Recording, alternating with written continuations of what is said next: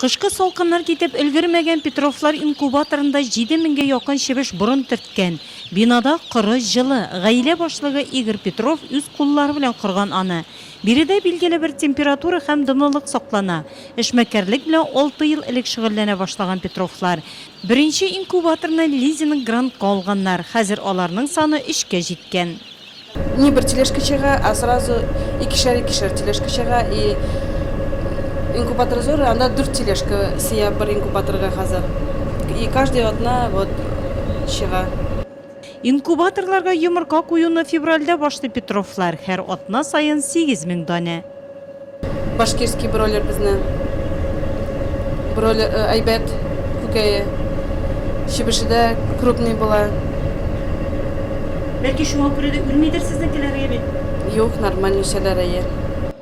Үз эшең булгач чыгымы да күп, киреме дә бар. Петровлар 3 инкубаторда бір сезонга 100 меңнән артык бройлер чебеше, 15 меңнән артык каз үрдәк чыгаралар.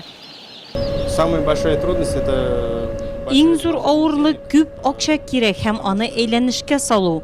Инкубаторлар арзан түгел. Йомырка алу өчен күп акча сорала. Бер тапкыр йомырканы кую 180 мең сумга төшә. Банклардагы кредиттан башка башлыча шәхси инвестиция белән эшлибез. потому что одна закладка яиц.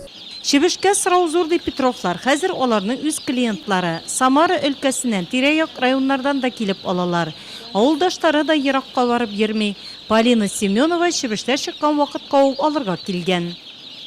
Петров всегда покупаем. Мин 6 еллап инде Петровлардан сатып алам чебешне. 100 дана алсам бөтенесе дә үсә. Бик намуслы эшли алар. Шуңа күрә чебешләре дә әйбәт үсә. Они добросовестно работают.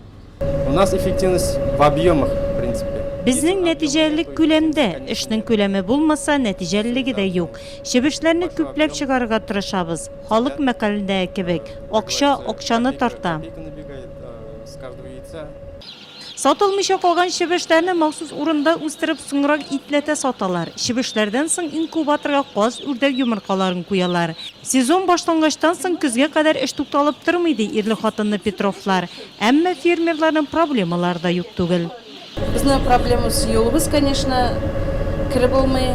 Кешеләр күп кеше, конечно, отказывается монда килергә тоже, этот проблема юлыбыз безнең. Вот самый главный. А так юк, остальное нормально безнең. Үз эшеңне булдырып, авылда да бер дигән итеп яшәп була. Игорь һәм Румия Петровлар үз мисалында растый моны.